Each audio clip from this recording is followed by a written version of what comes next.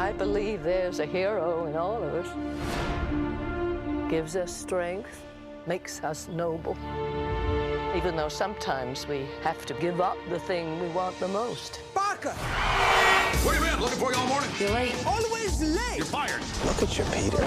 Your grades have been declining. You always appear exhausted.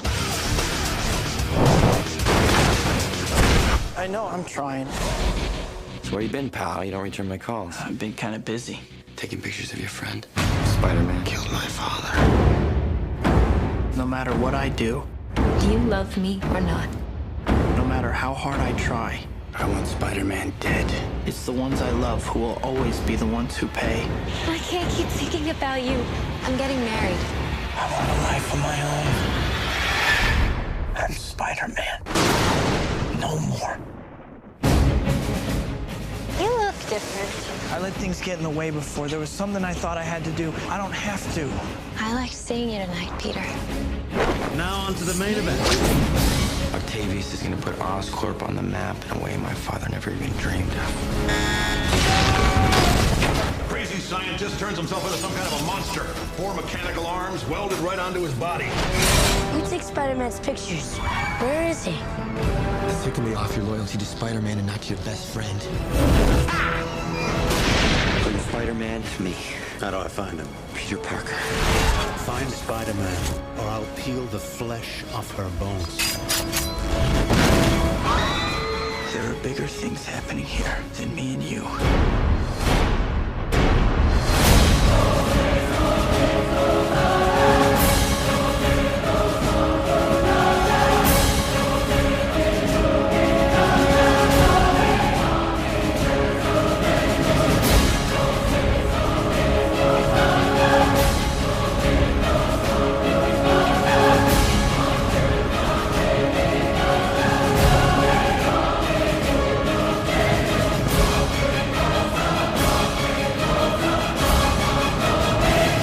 Let's see who's behind the mask.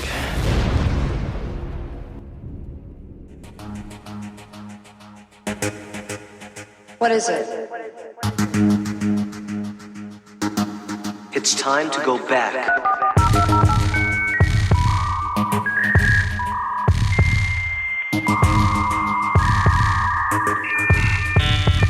Welcome.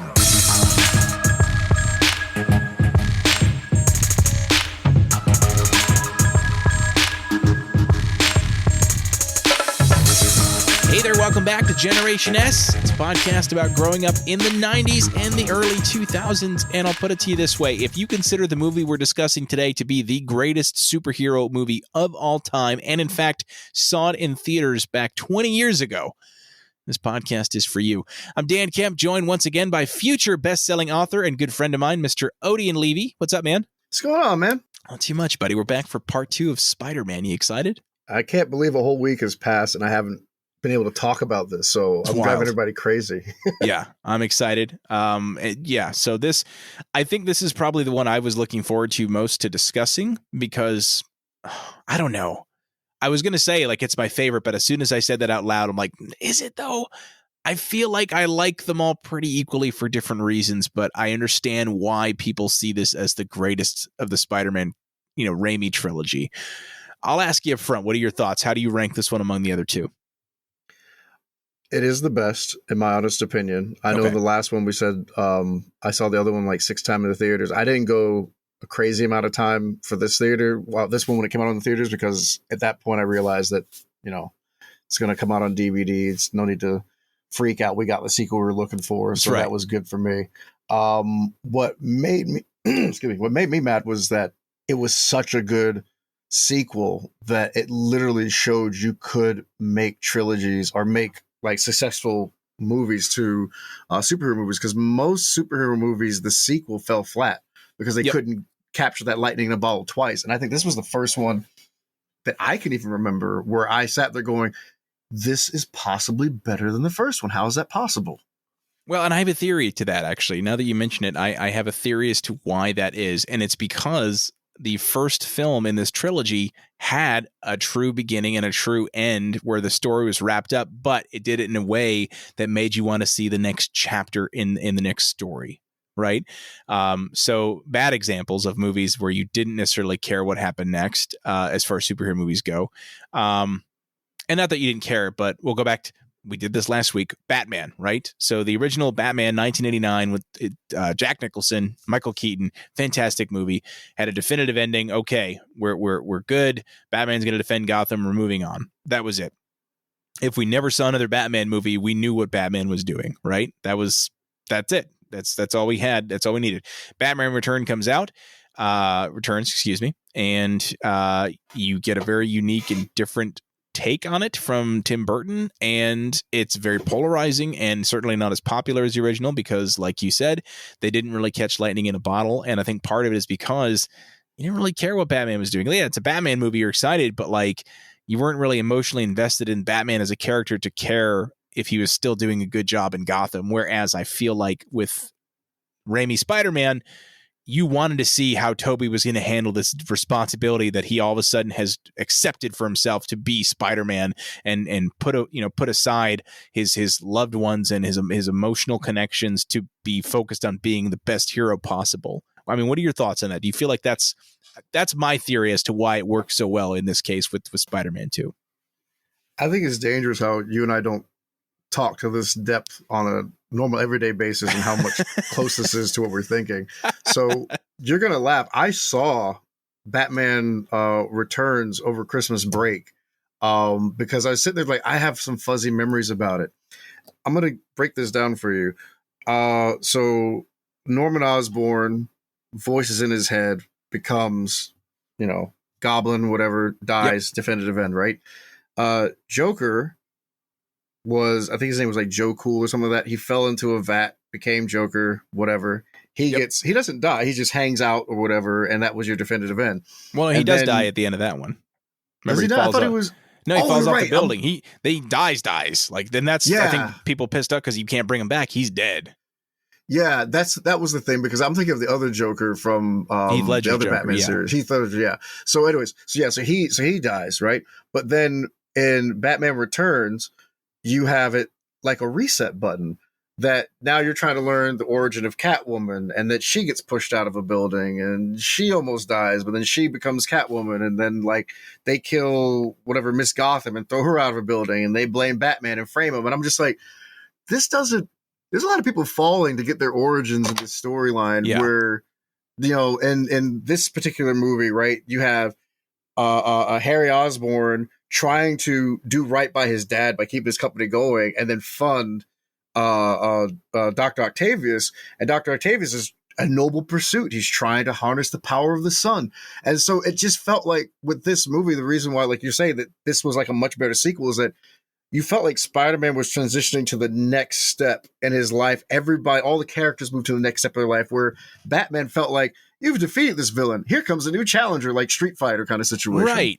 Totally different. Exactly. And quite frankly, I think they make the characters a lot more likable in Spider-Man, even as villains with Dr. Octopus and whatnot, because you see them as good people in it, and you're like, I'm bummed that they're taking this path or whatever, you know what I mean? Like they're better characters overall.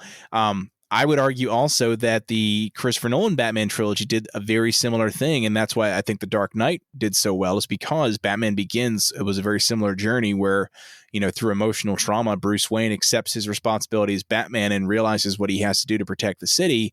And that's how it ends. And he accepts that responsibility. Boom, roll credits. And then you want to see, okay, what's Bruce doing in Gotham? Because it was set up so well that you want to see the next step in his journey. And I think that's why The Dark Knight, again, did so well, in as far as people wanting to see it and truly outdoing its predecessor, at least, from a critical standpoint, a box office standpoint. So, but I think you hit the nail on the head on why Spider-Man's Rogues Gallery, in spite of who was the director, because even when people say Andrew Garfield, whether you like it or not, is either the lesser or the mid-tier Spider-Man, all of his villains were highly relatable people. They weren't just, I'm evil for evil's sake. It's like, hey, I'm trying to harness the power of the sun. Hey, I'm trying to make right for my kid. Hey, I'm trying to get revenge. There's only one villain I can think of in the entire Rogues Gallery that you just hate is Carnage. Carnage is a murderer, and he's trying to murder more. And even Eddie Brock, he just didn't like Peter.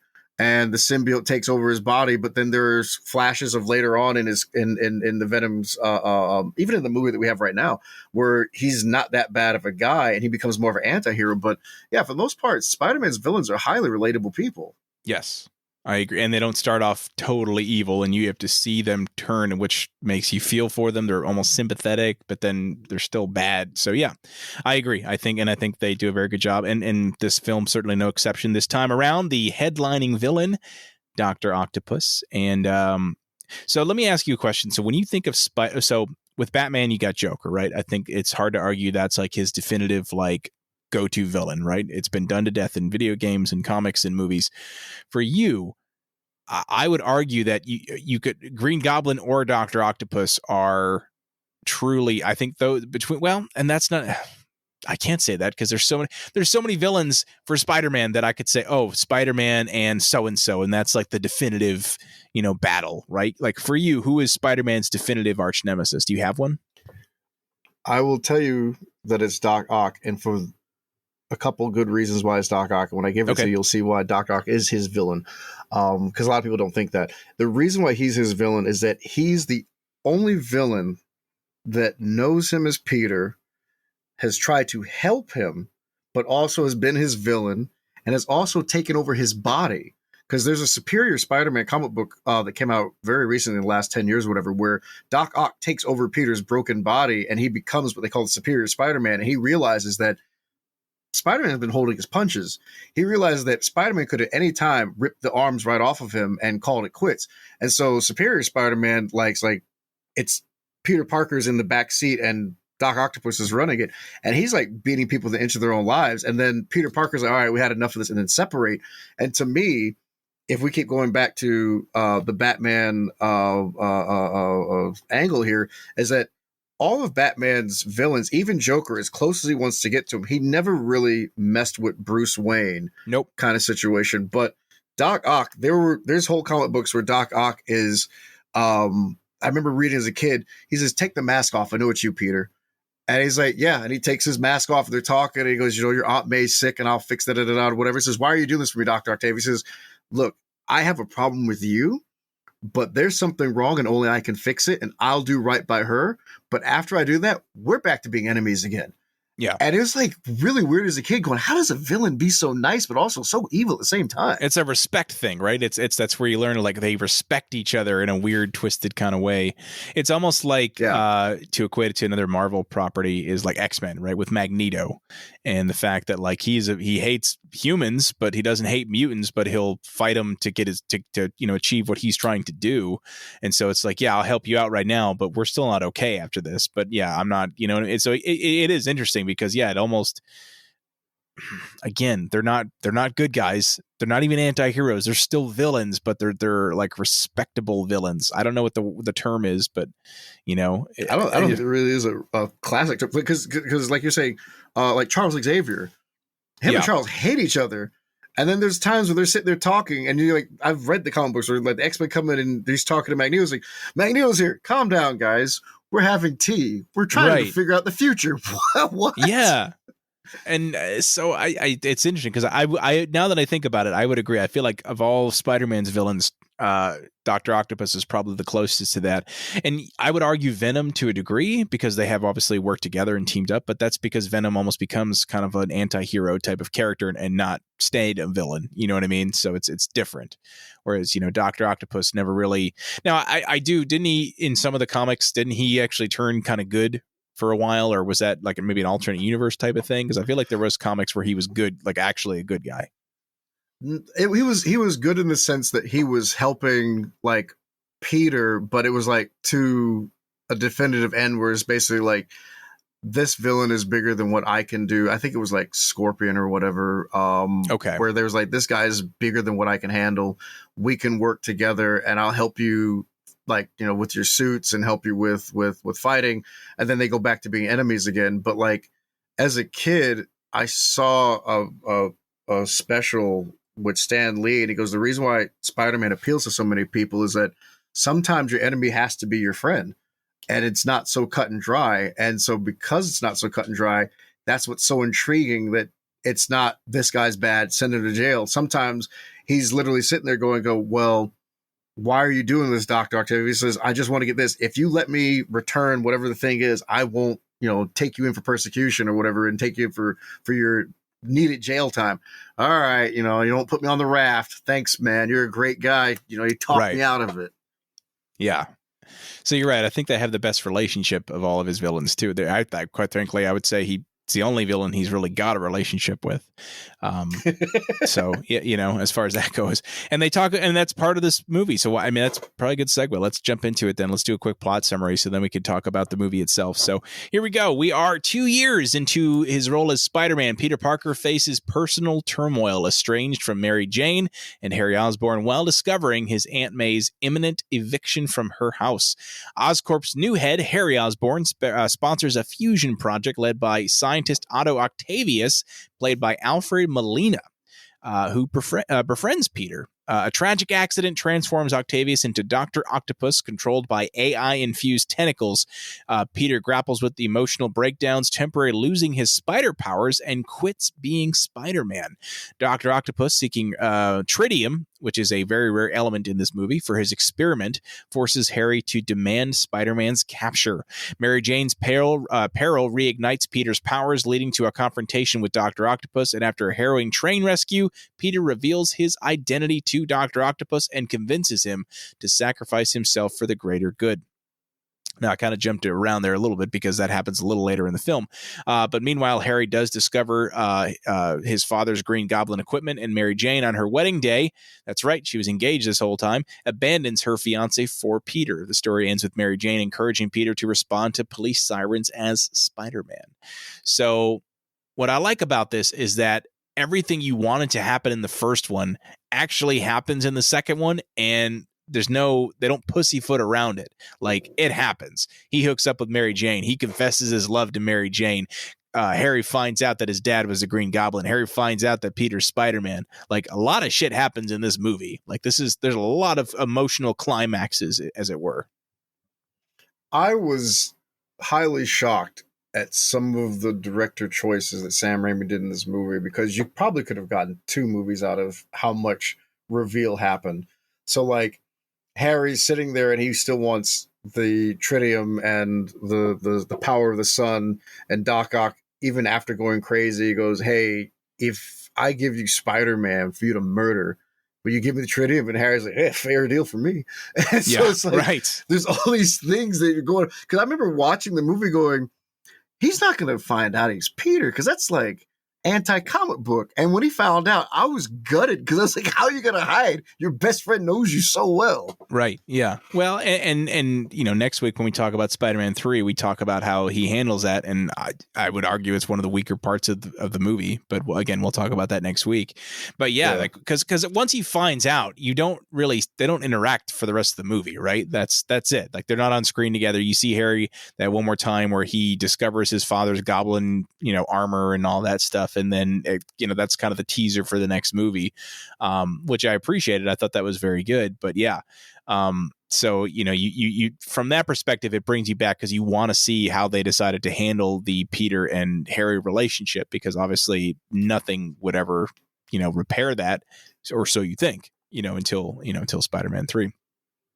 Go ahead. No, go ahead. No, go ahead.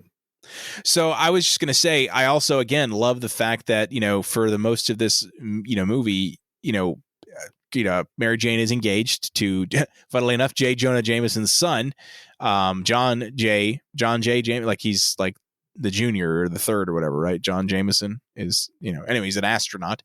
And, but the whole time Peter's trying to be friends with her and, really struggling with being able to balance being Spider-Man and with, his personal, friendships and whatnot. And everything's just going downhill. So basically, the better he is at being Spider-Man in this movie, the worse his personal life is. And so he finally gets to a point where, like a lot of us as people are, we get to a crossroads. We're like, okay, this thing that I'm doing every day that I'm supposed to be doing is not making me happy, and it's ruining my life in other ways. Do I keep doing this, or do I just say screw it and see what happens? And that's what he does. And that's a big, he throws the Spider-Man costume in the trash. And I know that's an iconic scene from straight from the comics, I believe, right? I forget which one, but what was the premise in the comics where you've got him thrown in the trash? It was the same type of thing. He was tired of being the hero because it meant he had to give up so much. And yes. Okay. I think they used the same line from the comic book. I don't want to be Spider-Man ever again. He threw the spider suit away or whatever. Yeah, I'm Spider-Man no more, I think is how he does it or whatever. And so, he walks away. And then there's like this little montage. I love this, where there's a little montage where he's walking around. And he, up until this point, by the way, he had started losing his spider powers. I kind of touched on that a little bit. And they don't ever explain why. It's maybe because he doesn't want it anymore or something, but like he just all of a sudden, like he starts needing to wear glasses again. Like in the last movie, he wore glasses, but then he became Spider-Man, and all of a sudden he's got 20/20 vision. Now all of a sudden his vision's getting bad again, so he puts his glasses back on, and he starts just being Peter Parker and really excelling at being Peter Parker. And all of a sudden things are starting to click for him, right? Where he's able to, excuse me, he's able to really strike up a relationship with Mary Jane. And you see like, oh, is this going to turn into something? He starts doing really well in school, because that was the whole thing in the last one. And, is like, he's in school and he's always late for class. He's failing tests because he's not studying because he's too busy being Spider-Man. And so you see him start to pass all of his classes, and, so it's going good. And he's like, oh yeah, I made the right choice not being Spider-Man anymore. And then all of a sudden, when he's faced with a very near-death experience where Dr. Octopus attacks Peter and Mary Jane in a coffee shop, all of a sudden he gets his spider abilities back. And he's like, nah, it was almost like a wake-up call. Like, yeah, that was a fun little side vacation, but don't forget who you are. You're Spider-Man and you have a responsibility. Yeah, so the suit, the reason why he lost his powers was stress. And so, like we talked about in the previous podcast episode, there was that his suit, not a suit, but his suit doesn't have web shooters. It was organic. Right. And I think that Sam Raimi was trying to lean into that it's all a part of him, because as he was stressed out, right, he started losing his powers. He couldn't hang onto the walls anymore. He couldn't shoot webbing anymore. That's why his vision was getting poor again, because that stress pushed all that away from him. And you're right, as he started getting back into it. But I think the other thing that you stumbled on it is that I think people missed is that was Dr. Connors, the lizard. That's right. Was his teacher, his professor. And, exactly. And I think that what they were trying to do, because obviously they didn't do it in this series, was that they were trying to set up his next hero to fall in front of him, right? Because he befriended Dr. Octavius, he becomes Doc Ock, right? Now that's his villain. He then started befriending Dr. Connors because he was missing his arm at the time, and he was talking about, we're doing research. And so in my mind, I literally thought they're setting up for Dr. Connors to be a lizard. I said, man, all of his heroes try to murder him later. Right. Exactly. And so because I remember, obviously Spider-Man 4 never happened, or at least not yet. But I remember, it was either Dr. Connors or the Vulture that were going to be the villains of Spider-Man 4. And obviously this would have set it up perfectly to make, the lizard the villain in part 4. But yeah, you're right. Cause he's still, because he's in the first one. It's the same actor too. I forget the actor's name, but so he plays Dr. Connors, and it's very clearly the one that And so he's, and again, going back to the stress thing, like it's one of those where he's suppressing, a part of who he truly is to try to make another part of his life happy. But it's not clicking for him. Like he thinks it is. And then he realizes that it's still not the same. Like he thought that throwing away his responsibility would make him, and again, it's so relatable to real life, where like there's certainly days where like if you're working your job that you're like, yeah, this job's okay, but it's certainly not my favorite thing. Like you fantasize about, what if I just quit and never worked again? I just stayed home all day and I didn't do anything, for like 10 minutes in real life. That would be amazing. And then the rest of the day, the rest of your life, you're like, well, this sucks. I need something. And so you see that played out, but in a very obviously exaggerated sense here with, Peter as Spider-Man. And I thought they really did a good job with that, because again, it's just the next phase of your journey into, I feel like the first movie was, almost like a teenager entering into adulthood in many ways, physically, emotionally, mentally. This movie was taking your, kind of young adulthood and moving it into more of a mature adulthood, right? I mean, I feel like that's the journey he's been going on these last couple of movies, and it's been pretty consistent. I think what made this movie so great is the fact that it started on fire. Because if you remember, the movie started with him trying to deliver the pizzas. Yep. And then he was like, I got to do Spider-Man. And so he did the Spider-Man thing, and then he did the pizza time. Pizza was late. And he's like, oh, we could just stop doing, the 30 minutes or less thing. And the guy goes, no, and you're fired. And it was like in that one instance and that one scene of the movie, you got to see that Spider-Man is the reason why Peter Parker's poor. Yep. Is that when he has to do something, he can't show up and do it. And even when he was trying to, like, what was it? He had to go to see Mary Jane's play, and she had like a seat for him. Yep. And everybody loves it with oh geez, what's his Sam Raimi's best friend? Bruce Campbell. Bruce Campbell being in the movie for the second time. That's right. We didn't talk about it last time. He's got his cameo in every single one. Yep. Yeah. And so the we'll get into who he's supposed to be, but when in this particular scene, he was the one that's trying to stop him from coming into the theater because you can't come in after the thing started, or whatever. And he's giving the whole reason, like, oh, it's the theater, it's to give the illusion of this or whatever. And it was almost like, see, you messed up again, Peter. And so I think him being able to pull that back with that stress moment and actually enjoying his life. And like you said, when Doc Ock attacked Mary Jane and him in the coffee shop, it was almost he came to the conclusion of, I don't live in a world where I can walk away. Even when I do try to, they still find me. Yeah, and that's he accepts the inevitability, for better or for worse, really. Obviously we're excited to see him back as Spider-Man, but then you got to imagine in his head, it's like, oh God, okay, I'm not going to be happy, am I? I can't, or I need to find another way to be happy because this wasn't working, obviously. I think the other thing was that you really got the poverty of the Peter Parker character, because he was trying to evade his landlord, right? He's like, where's the rent, Parker? And that's like the biggest like meme out there or whatever. Yeah. And I remember watching it going like, man, because he asked Jonah for the money, and he goes, all right, I'll give you some pictures of Spider-Man, because he took random pictures and he didn't like it. I'll give you some money or whatever. And he goes and asks for the money. And the lady goes, Pete, remember we gave you an advance like 2 weeks ago. You still haven't paid us back on the advance. Like, oh, man. And I remember watching going like, Aunt May doesn't have any money. She's going to the bank. You're flat broke. I think you guys are really nailing this I'm a broke guy trope here that I'm starting to think there is no way out of this. Yeah. For him. Well, and you feel, because again, it just reminds you, like, no matter how much power you have, in this case, literal superpowers, like, it doesn't matter. Like, you're still going to be miserable depending on your situation. I'm not saying you're always going to be miserable, but like there's still a chance that you're going to be miserable and unhappy because, like, it doesn't matter all that power. It's not going to make a difference. You know what I mean? Yeah, it does it so well. And I think that's why Spider-Man is the best superhero ever for many people, is because he's the most relatable, because he's the most human. While at the same time being the most extraordinary from a powers perspective. He's badass, but he's so real on that kind of that human level.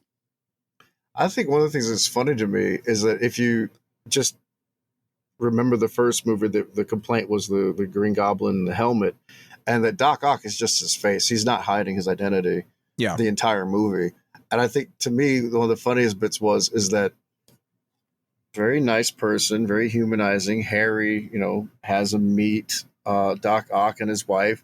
His wife dies, and it's not his wife that dies or the failure that causes him to go crazy. It's the restrictor chip that breaks. Right. And because that restrictor chip is gone, that AI was just like, it's so driven to self-protect itself or whatever, right? That's why it did it. Because remember, they tried to saw it off, and that's when it went crazy. Like, you're not going to destroy me.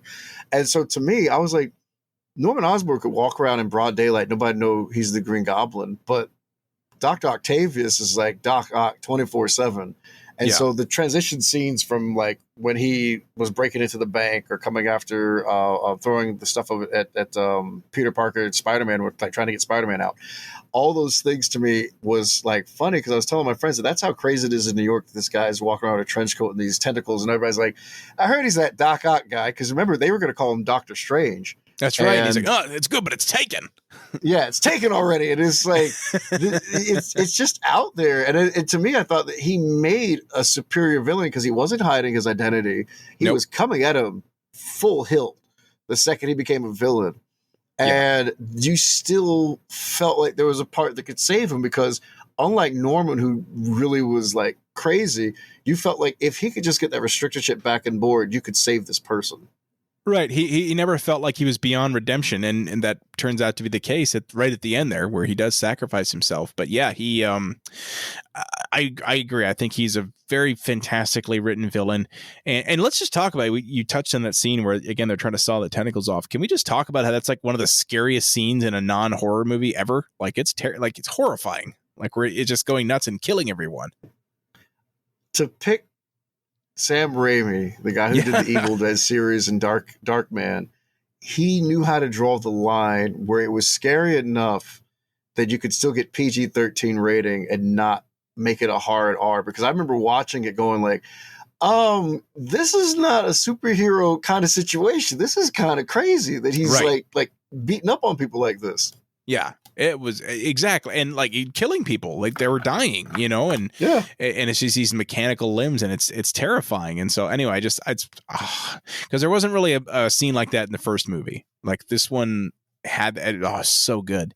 So, and then of course it leads into kind of very similar to Green Goblin in that like it's almost like he's dealing with a multiple personality, but this one was not chemically induced but mechanically induced, almost, where his brain was altered for different reasons. But there's something about him that it felt like he was never like lost, whereas like Norman, you felt like there was no coming back from what he was all about, like he just who he was. Whereas like I love the fact that they were able to kind of bring Otto back to the good side too little too late, obviously, because he uses he sacrifices himself to stop the nuclear fusion from happening, or the reactor from going off. But he does come back, and it's a shame that it was at the too little too late. I always thought that I gave credit to, I'm trying to think my way through this statement to make sure it's accurate, and I think it is accurate. Outside of the Penguin, he's the least in shape villain, because they weren't trying to get like how they did with Mr. Freeze, right? Where they made it Schwarzenegger, and it's like, that's not anywhere close to the body type of Mr. Freeze, right?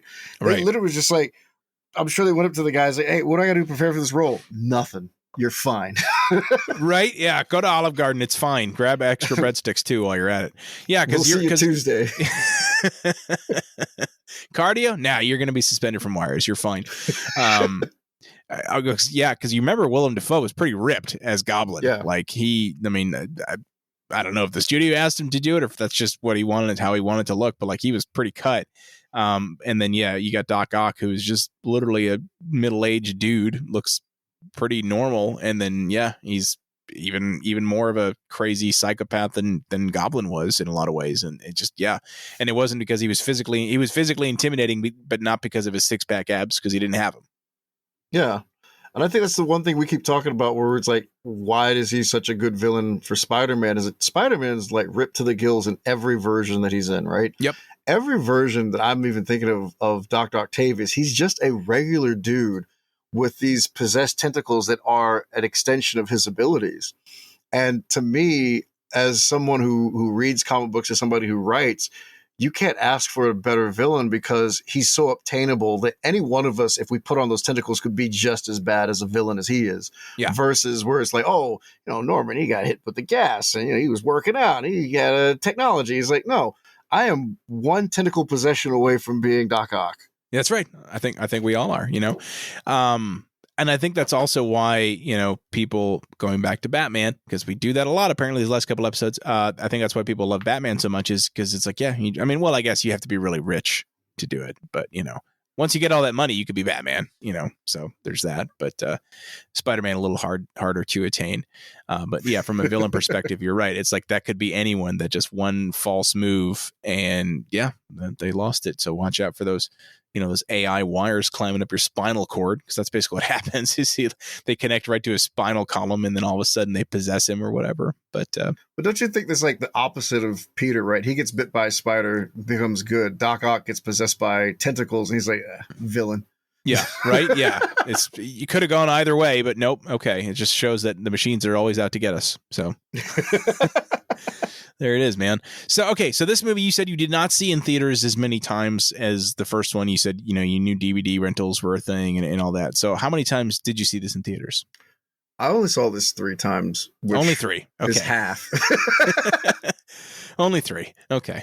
I saw this once in theaters. It was the first Spider. I didn't see the first one in theaters. I saw this one in theaters. It was with a girl that I was just friends with in high school. We just lived so like, oh, let's go see Spider-Man. So we did.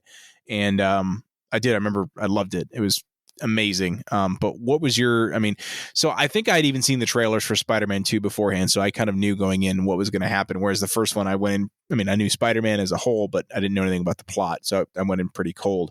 How hyped were you for Spider-Man 2 going into it? So I don't remember what the URL was. I don't know if it was spidermanthemovie.com, but they used to do those things like xmenthemovie.com when you go to it. It was a big X. It just made a bunch of noises and it said like, come back on this day to see the trailer. And it was the same thing with Spider-Man, is that you would go to see the trailer and you would just watch it. And I remember watching it over and over again. In fact, if you want to go one step further, Spider-Man is the best superhero movie to date. Spider-Man, the video game part 2 was probably one of the best video games for superheroes to date at that time, because it was an open world concept, which is something we'd never had before, where you could actually, like, the claim to fame was you could go anywhere in New York. Now, as far as my first time seeing Spider-Man, the reason why I saw it back to back, I threw my back out. When I went to go see it the first time, not on purpose. I was digging ditches with my dad and I threw my lower back out. And I was so adamant that I wanted to see it opening weekend that I'm going to go see it whether I'm in pain or not. And so I go to this movie theater and a friend of mine, he goes, oh yeah, I think the theater is on this side of the mall. It wasn't. And so I had to walk through the whole mall with a bad back. I had a mixture of icy hot and those thermal pad things you stick under your back. Oh, yeah. And so I'm walking, like holding onto my back, and it just hurts. And I remember sitting down in the seat and it hurt. And so a lot of my taking into the movie was through the pain of it all. But the funniest bit was I went to go get some popcorn. I'm walking like, oh man, holding my back, and I'm walking. I come back. It was during one of the talking scenes. I can't remember which one it was, but here's where things got really bad. When he goes to spin his web and it stops working, he goes, no. And he falls and he bounces off all the things and he hits his back on the trash can. And he walks with holding his back. Oh, my back. Oh, my friend turns to me, you're Spider-Man. Well, it doesn't even say later. He's like, I'm back. And then he just goes, oh, my back, back. Yeah. Exactly. So when the movie ended, I'm still hobbling. I didn't get any better during the movie. As soon as I'm walking out, I hear a couple of people going, he's pretending like he's in the movie. I came in with this bad back. All right, buddy. And so I wanted to go back for 2 reasons. The scene I missed when I went to the bathroom, and to actually watch it, not feeling lightning rods of pain going down my spine. Yep. And so the second time I really got to enjoy it. And then the third one, I was like, I had a family in town. But I think the one thing, like I said earlier about the taking of the mask off, I think he lost his mask too many times in the movie. Okay. I think it's the same problem that as we keep going back to Batman, right? Is at the end of Batman Returns, he rips off his mask, or Catwoman, who he is. And to me, I was like, oh, okay, the people on the train know who he is. Oh, and Harry does. Kirsten Dunst knows.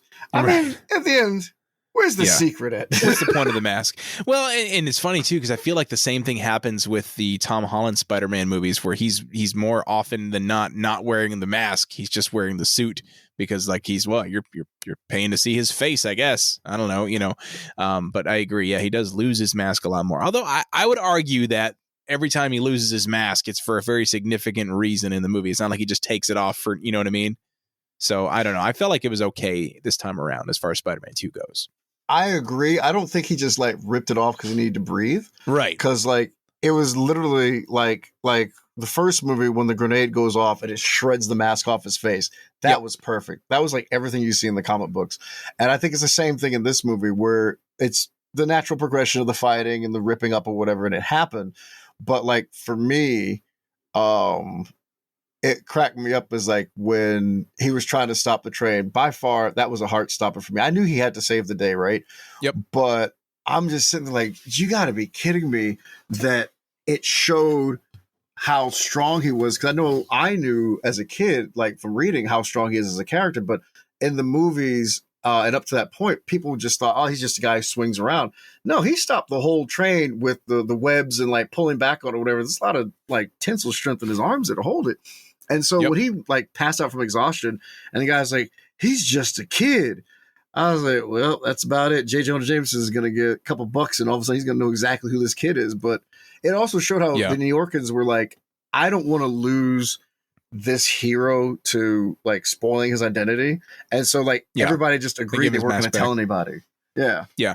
Well, the thing is, okay, which I would argue there's a little unrealistic, whatever there, because like they don't know who he is, and they didn't have cell phones to take pictures of him. So like, what are they going to say? True. It reminds me of a scene I was watching a clip. I don't know if it was a movie or show. It was the Justice League, and Lex Luthor possesses the Flash, and he goes, "Time to find out who you are." And he pulls the mask off, and he goes, "I have no idea who this is." I remember that. That was actually pretty funny. Yeah.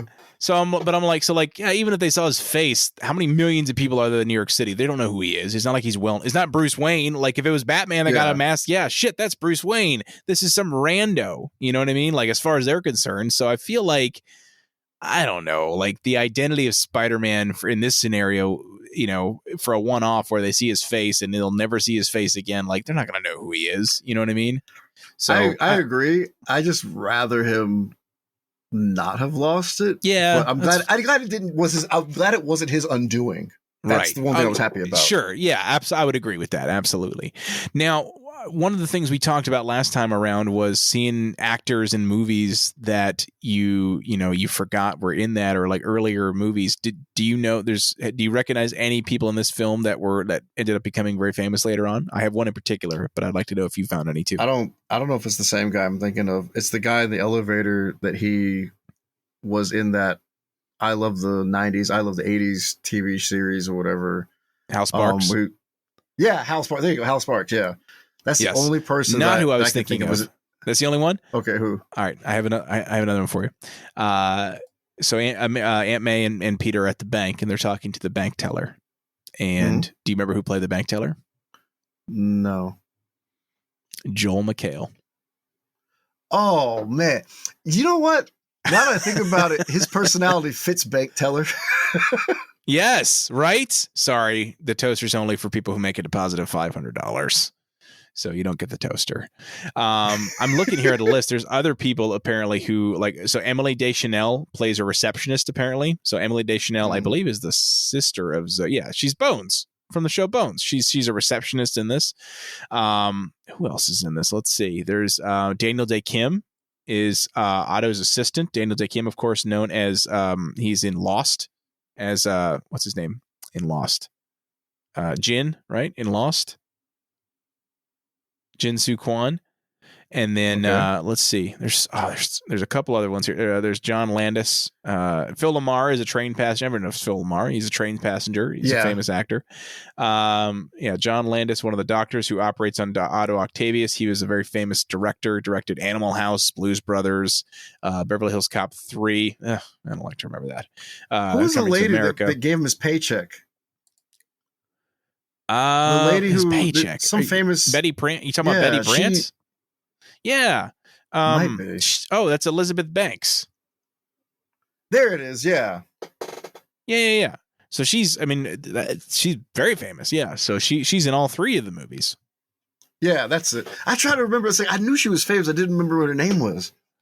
Yeah. So there it is, man. Yeah. Betty. It's Elizabeth Banks. So, good stuff. It's such a good movie, man. And so you mentioned, you played the video game. I never played the video game. So was it good? There was a lot of repetitive like missions, as you would imagine from back then, but it was really awesome to be able to like be on top of like, let's say the Empire State Building and just jump off and fall to the ground and spin webs and everything. And it was just so weird. I remember having an Xbox and moving on to the 360 and keeping the Xbox just so I could play the Spider-Man game. It was original Xbox game only? No, it came on Xbox and PlayStation. I just was like an Xbox diehard at the time. Oh, but what I'm saying, it wasn't the PS3, Xbox 360. They didn't make it for that generation of consoles. No, they didn't do it. They told you could was it when you backwards compatible? Backwards compatible. And when I put it in, you got to the Bruce Campbell like tutorial, and as soon as you finish the tutorial, the whole thing went gray and you couldn't go any further. Oh, so I was like, all right, that's the end annoying. of that. Yeah, right. Jeez. Yeah, no, I never played it. I've always heard that it was, up until probably the one that came out a few years ago was the best Spider-Man game as far as anyone was concerned, because it did open world properly. It had good web swinging mechanics, and all that fun stuff. But so I'm looking here, by the way, and fun fact, the box office for this movie, though this movie is considered superior to the first Spider movie in many ways, actually made less money overall at the box office than the first Spider-Man movie. Did you know that? I heard that. I think the shine was off of it, right? Because I think there were a lot of people like me who just couldn't believe you could see somebody swinging webs between the buildings, or whatever. That now that you could see it could be done, just less. Yeah, I need to want to watch it. Yeah, but still, I would agree, because it made like $100 million less almost than the first Spider-Man movie. Like, it was pretty significant, and then I think Spider-Man 3 ended up making more. So I don't know. Actually, I'll tell you real quick. That's true. I'm going to be so sad. Let's see. So I said $790 for Spider-Man 2, $895 for Spider-Man 3. So yeah, I went back up and I think it was beat by, I think it beat Spider-Man 1 actually. So Spider-Man 3 is the highest grossing, for better or for worse. So. Oh man, I can say that movies that came out that summer was like, let's Shrek talk about those 2. real quick. Okay. Yeah, you got the Shrek 2, Harry Potter, and the Prisoner was it Azkaban? Azkaban, yep. Day After Tomorrow, I, Robot, and The Bourne Supremacy, which we've talked about already. That's right. I was going to say, I remember one of the Bourne movies came out the same year. Yeah, I can say, I think Shrek 2, I was actually talking to my wife about that, is that during that early time frame of the early 2000s, we started getting movies that we'd never seen before. Like Spider-Man was like a good superhero movie you could take people to go see and they enjoy it. Shrek was a kid's movie that really wasn't for kids. And so I remember going to see like Shrek 2 and I, Robot and Day After Tomorrow. But if you ask me of all those movies, which one stuck in my mind as being the best, it's still Spider-Man 2. Only because I just remember just enjoying, like when I looked up for this podcast, I, Robot came in the same year. I'm like, I can't even believe it. I think Fox ruined it for me because it came on like FX every day for like, I don't know, a whole summer.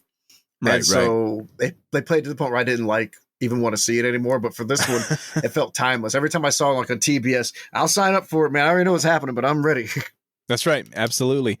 Now, remember we talked the first time you saw the trailer for the first one. You couldn't remember the movie you saw in theaters, but you remembered the trailer and it got you hyped. So in this case, do you remember where the trailer first came out for Spider-Man 2? Do you remember what movie it was first shown in front of? I know it was an action I have it in movie. front of me. I have it in front of me here. I'm curious as if you remember. I don't remember what it is. Go ahead and give it to me. What is it? So the first, according to Wikipedia, the first teaser trailer for Spider-Man 2 was released in December of 2003, and it was part of the screenings of The Lord of the Rings: Return of the King. Definitely did not see it for that. I've never watched Lord of the Rings. Oh, really? Okay. Yeah. Well, then we won't talk about those in a future episode together then. No, it'd be great. I'll be completely lost the entire time. Absolutely. Yeah. No, I if you would have said like, maybe I think Blade 2 came out before this one, right? Did it? I don't remember. I haven't seen Blade 2. I've only seen the first one, and that was years ago. Oh wow, 2 wasn't bad, but it wasn't as good as 1 as as we said before.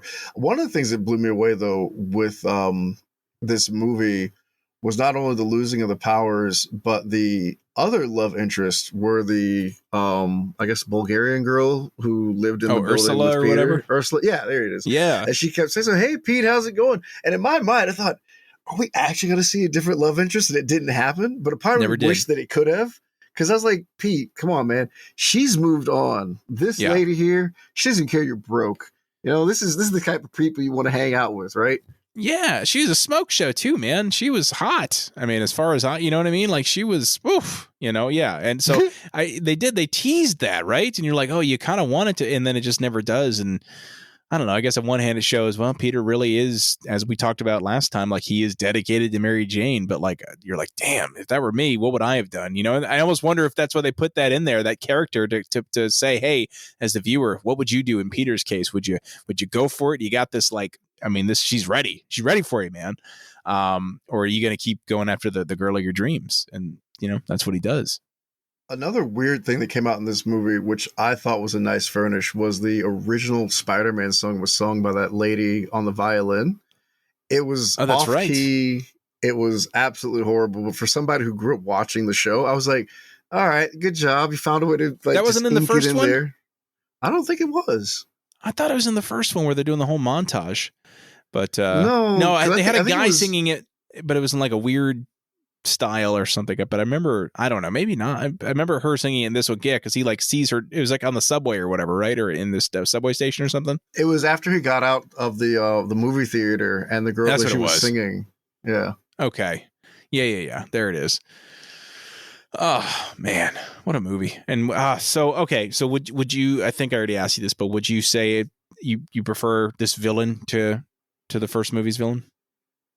When I had the ability to show my kids any Spider-Man movie that came out, it was this one I started off with because it was the low point of entry. They didn't have to live through him getting, because I think all that drama stuff would be lost on them. Yeah. And they were definitely into it. Like when Aunt May was hitting Dr. Ock with the umbrella, I remember my daughter was looking at me, it's like, yeah, she's got to stop that bad guy or whatever. Like everybody was just emotionally invested that he was triumphing over evil in spite of all the shortcomings. And I think as far as heroes go, I don't know, because technically Thor didn't have his powers in the first movie because he was banished from having his powers. Oh, he had him at first, and then he lost him like a video game character, and he had to earn him back. Yeah. I don't think anybody had like his type of story arc. I'm trying to think my way through it now. I'm sure they're close up until to that point. I don't know, because I'm trying to think of even like X-Men where he had like they lose their powers, but that was the third one. So no, I don't really think. Yeah, I think this was pretty unique at the time of like him losing his powers and having to just go through life without them. And I don't think, as far as I can remember in the comic books, I don't think he's ever lost his powers. I know he's walked away and said, I don't want to do this anymore, but I don't ever think he's ever like tried to stick to walls. So I can't do this anymore. Right. So to me, I think that's what made it the second movie amped up. Cause like we keep comparing it to Batman. Let's change it up here, right? Let's compare it to Superman 2, right? And in Superman 2, he's just Superman again, and you don't really feel like anything much different because that's when he fought the Kryptonians, right? In part 2? Yeah. And so you kind of like, okay, he's got to fight Kryptonians instead of like a missile. But even then he cheated because he still lost, and then he reversed time kind of situation. Yeah, totally. Yeah, it's a bit of a cop-out, if I recall. But I feel like this did amazing work with trying to find a way to know that this is the stuff that was in the past and the sequels you had in the past to try to make it in a way where you could have missed the first movie. You got that hint of a flashback with Uncle Ben dying, and you could have just rolled into this and not have seen the first one and been completely fine. Been fine. Yep, I agree wholeheartedly. And in fact, one of the things we haven't really touched on is Peter's relationship with Aunt May in this one, because it does falter a little bit, and that's where, it falters at a time where Peter thinks he's moved on from Spider-Man and is happy. That's when he confesses to Aunt May that he saw when Ben died, and and like he didn't save him or whatever, and she like just walks away from him. And that's like the most devastating for me. That's like one of the most devastating scenes of the whole movie, because this is a woman that like loved him unconditionally, and all of a sudden she's so disappointed in him, and you feel so bad for him. And it's at a time where he thinks that he has everything now, that he doesn't have to stress about being Spider-Man anymore, but he's still not able to be happy. And I think that's one of the problems he has as a character, which makes him so beloved by millions, is the fact that he doesn't know how to navigate any part of his life successfully, which is something we all can like line ourselves up with. Because to me, I was like, Bruce Wayne can't have a bad day, because you sit there, oh, Alfred, the Joker got away, but I'm still a billionaire. Right. Yeah. He doesn't have to worry about rent, even though the Joker, exactly. Whereas Peter, even if he has the best day as Spider-Man and catches all the bad guys, like he still can't pay rent. Like what's, and even worse than that is that like, think about how bad his life is that he's sitting there and he goes, hey, look, Jonah, I'm going to take pictures of your son. I'm going to take pictures of like these people out there protesting. If you give me Spider-Man pictures, I'll give you some money. Yeah, but every time I give you pictures of Spider-Man, hear me out, you write bad articles about him. Yeah, what's the problem? Right. I have a vested interest not to be enemy number one. Right. Exactly. Yeah. So, it's a good dynamic. It's, I love it so much. I want to rewatch these. I think I'm going to rewatch. I haven't rewatched them in a long time. I think it's time. It's my wife's favorite trilogy. We need to touch on J.K. Simmons. He's back again. Continually morphing of his character, because he was really sad. Because remember, Robbie came in with the Spider-Man suit in a bag, and he was mad that Spider-Man was gone. And he's like, I can't believe he's gone. This is it. This is going on. And then, Peter Parker in the window uses web, grabs the suit off the wall. He's back. He's a menace. He's a criminal. Suit. You know what it reminded me of a scene from the 1992 Royal Rumble where Roddy Piper starts helping out Ric Flair, and he's like, I knew it. It's a kilt. I know why you're wearing it. I get it. And then all of a sudden he punches Ric Flair in the face. He goes, oh, you skirt wearing freak. Channeling Bobby the Brain Heenan there. Did you ever watch the deleted scene of him trying on the Spider-Man suit? Yes. And I tell you what, I was like, they should have left it in. I would have enjoyed that too much, though. Oh, so, I mean, I get why they left it out just from a pacing standpoint, but like, and I got to tell you, man, I mean, J. Jonah Jameson looked pretty good in that suit. I'm going to be honest with you. He's a fit guy, which you learn later in other movies he's been in, but he was rocking that suit pretty comfortably, I would say. So in a alternate universe, Peter Parker becomes the man in the chair, and J. Jonah Jameson was one who got bit by the spider. Oh, really? And so I'm going to tell you this because I just learned this. It's one of the funniest things I've ever heard. J. Jonah Jameson is the reporter and Peter Parker's the photographer. Jay gets bit by the spider, and so he's like putting something over his face to hide his identity, saving the day. And so Peter Parker's the man in the seat.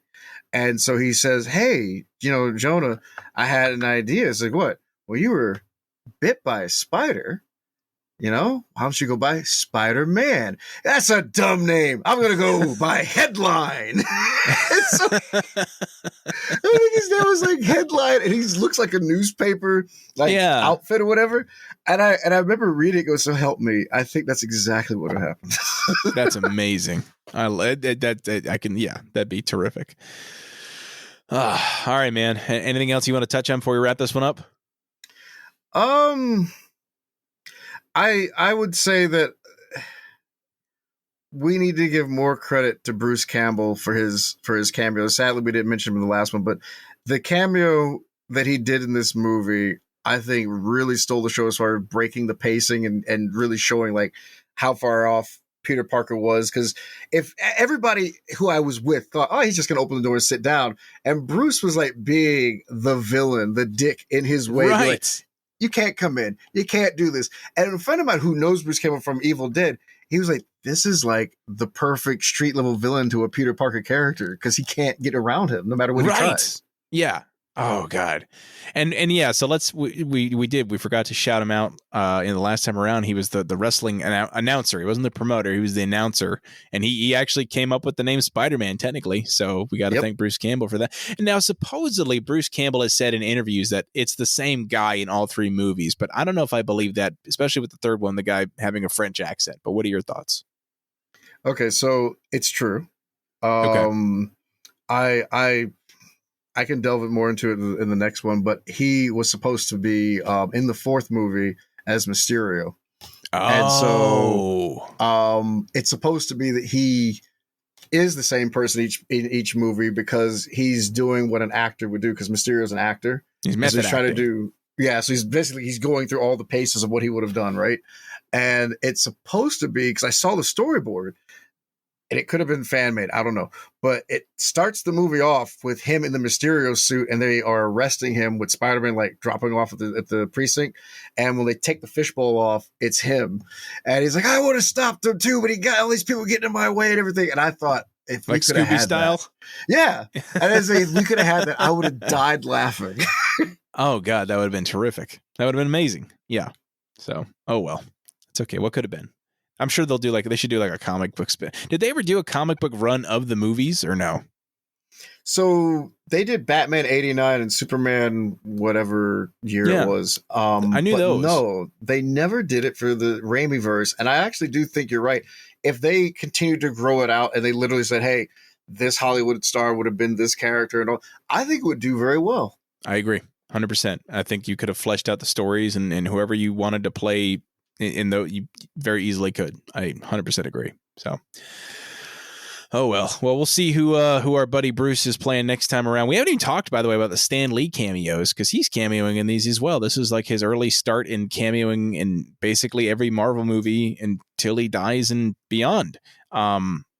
I'm trying to think who he is in this one, though. He's someone, and this is a big one because, again, Stan Lee, like his favorite superhero that he ever created was Spider-Man. So obviously these movies have significance for him. But isn't he like the next door neighbor or something? Or he's someone where he's telling Peter, like, oh, that Spider-Man's so great or something like that.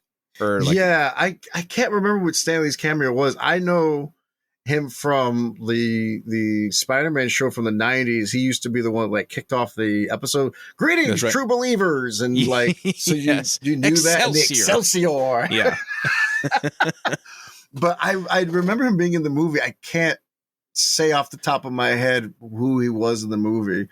But I think he was talking to Peter though. And he was like, yes, that's Spider-Man. He sure is great. You know, yeah, I think it is. I think that is the cameo. Because in the first movie, he is in it. He's one of the people that like the something that Goblin knocks off a building is about to fall on him, and he gets knocked out of the way. Yeah. He moves a lady out the way at the last minute or whatever. So yeah, that was the first one. This is the second one. You're right.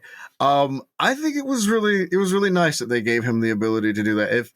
If I had the ability to see any of my characters come to life, I would love to just be like the janitor in a scene, right? Just to be like, hey. You know, I'm not your father, but I'm your father. I created you. You know, that's right. I'm here. Listen, if they put Hummingbird on the silver screen, like they will find a role for you. You need to write that into your contract when they buy the rights. I'm just saying. I don't know. I read Hummingbird. A lot of people die. I'm not saying you'd be one who die, or maybe you do, because that'd be kind of cool, right? You that know, would I be died. Cool. That'd be amazing. So, well, listen, and before we wrap up, I'd love to give you a chance to kind of shout that out again. So, as I mentioned at the start of the episode, future best-selling author, in my opinion here, author of the recently released novel Hummingbird. How's everything going with that, man? I know we just talked a week ago about it, but for those who maybe are just catching up now, what's going on in your world as a writer? So we're going to be doing, and you can put this in the show notes if you like. There's going to be a thing where we're going to be giving away the book on Amazon. So I did that right after Christmas, and apparently Boxing Day is also called Stuff Your Kindle Day. I didn't know that. Huh. And I just put my book for free, and like over 100 people downloaded it. Oh, nice. And so I'm trying to get it out there as many hands as possible. So I'll give you the promo link when it comes out. But yeah, we're trying to push it out to more people. I believe, I haven't checked earlier today, but we were at 25 reviews at a 4.7, 4.8 on Amazon.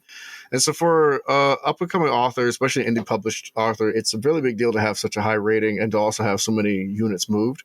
Yeah. The audiobook's coming along pretty well. You'll be one of the first people to like listen to it, make sure it sounds crisp. But absolutely, of course. You and I have talked about in the past that the follow-up novel, that if it still fits in your schedule, you give it a look-see. I'm sure I'll have the bandwidth if you want me. Yeah. Yeah. You got the voice for it, my man. You definitely do.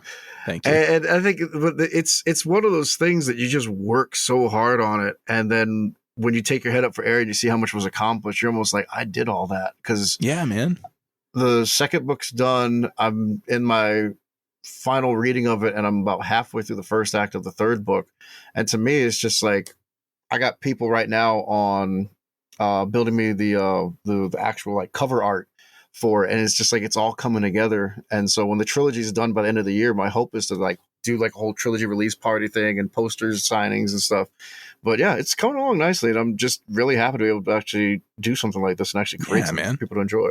No, that's amazing, dude. I love it. I think, the closest I can relate to it is this podcast, right? It's something that I just thought of in my head and finally just did it, and seeing it come together. And it's one of the coolest feelings in the world, because it's something you truly built and you're able to show it off to the world, and people can consume whatever you've built, and you can truly share it with people. So that's amazing. And I'm happy for you, man. This is so awesome. And I'm more than honored to have you come on here and be able to share that with people. So hopefully, if you're listening to this, you check out his book. We will definitely have a link to it in the notes below. So just be on the lookout for that as well.